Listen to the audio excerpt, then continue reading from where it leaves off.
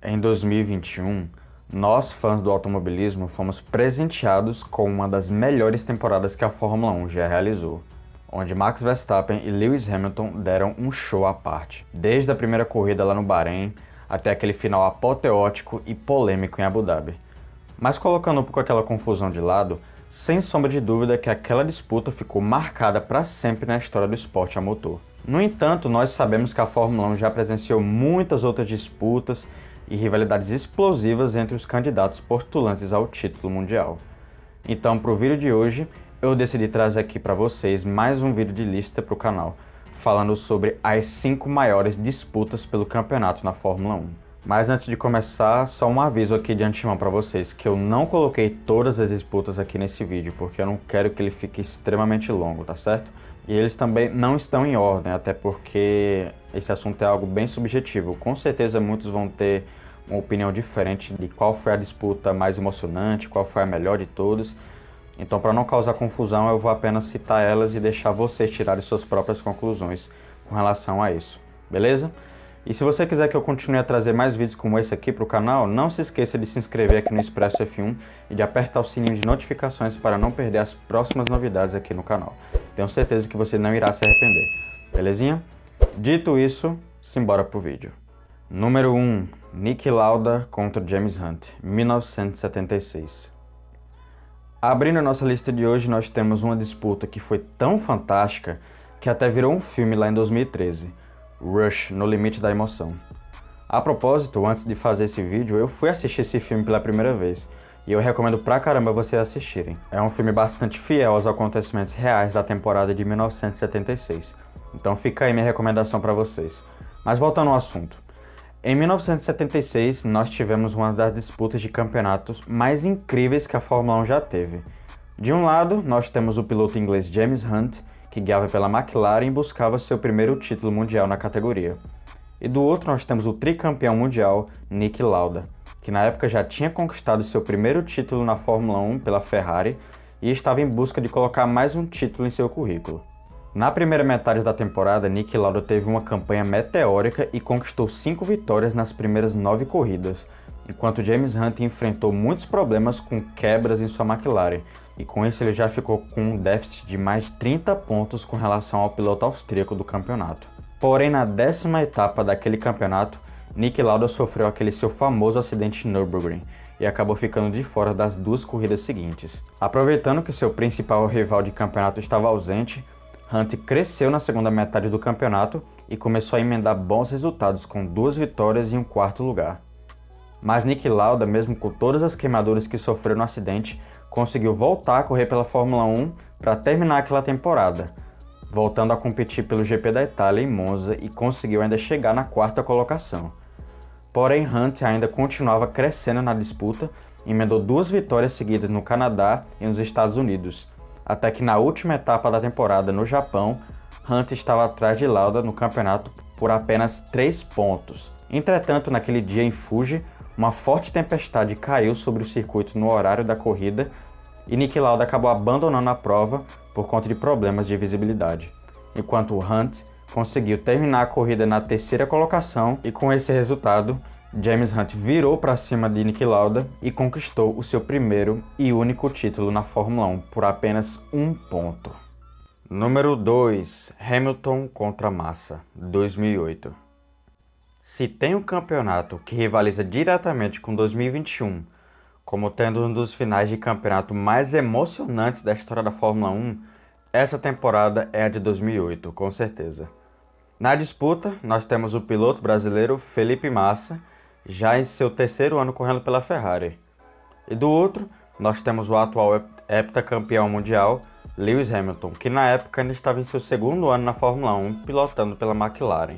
Os dois disputaram o campeonato quase que em pé de igualdade durante quase toda a campanha de 2008, sem muita discrepância significativa entre os dois pilotos, apesar deles enfrentarem vários contratempos ao longo do caminho, como o GP da Austrália, onde somente 6 carros conseguiram terminar a corrida, as quebras do motor da Ferrari, a punição de Hamilton no GP da Bélgica, além também daquele escândalo famoso de Singapura envolvendo Nelson Piquet.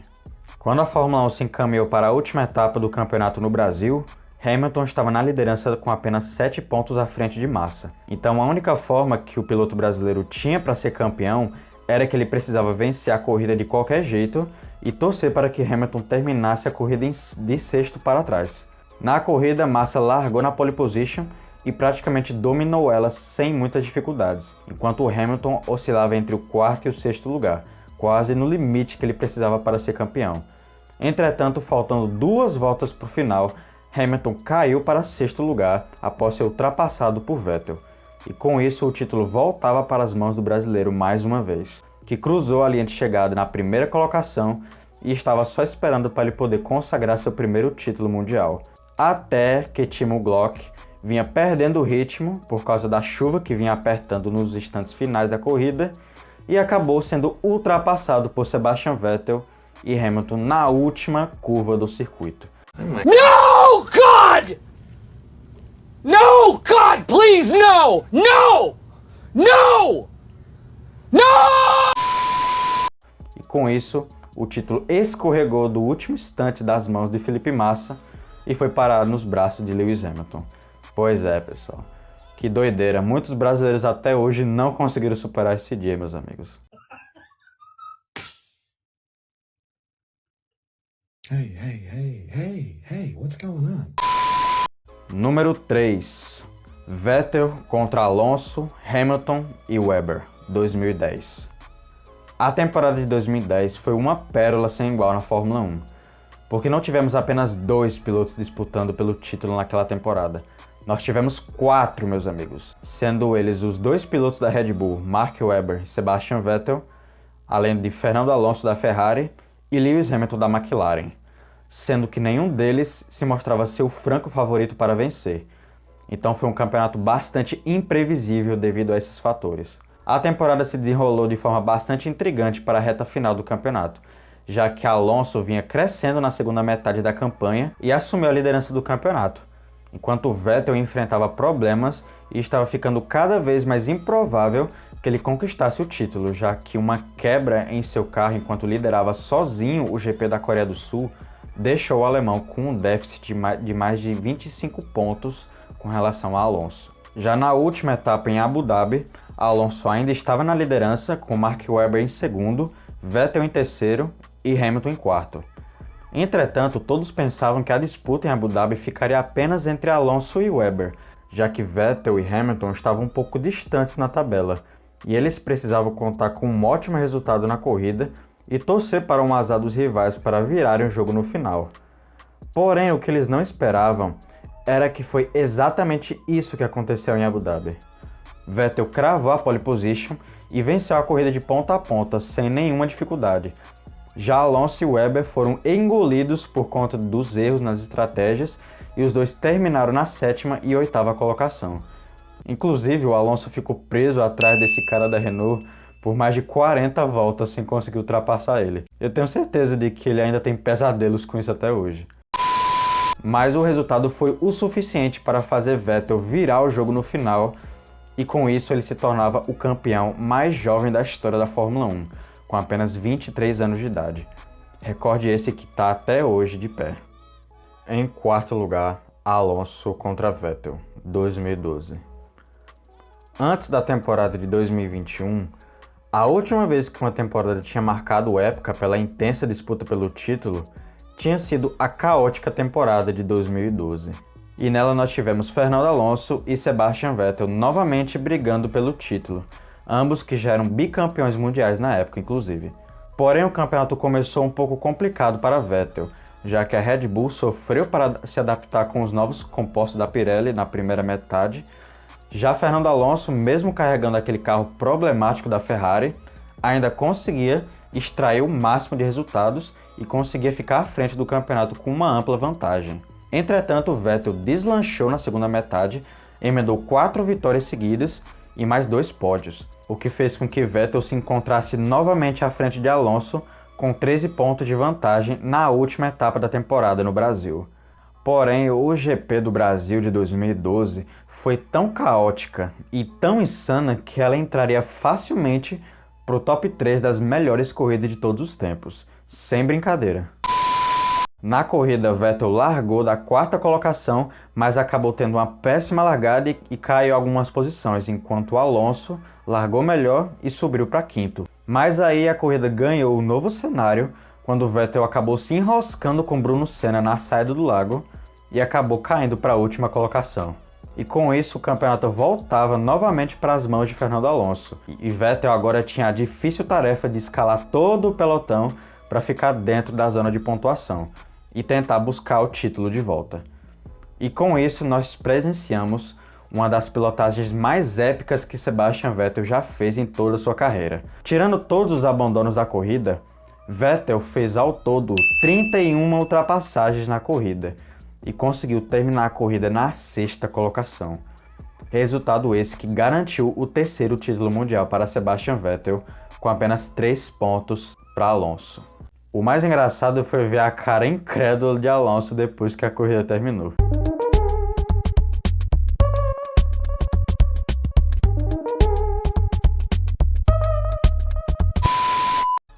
Em 5º lugar, Senna contra Prost, 1989 e 1990. Essa praticamente dispensa apresentações, meus caros. Temos aqui a rivalidade mais histórica de todos os tempos, Ayrton Senna contra Alain Prost. Difícil encontrar alguém que nunca tenha ouvido falar dessa intensa guerra que os dois travavam dentro das pistas entre 89 e 90.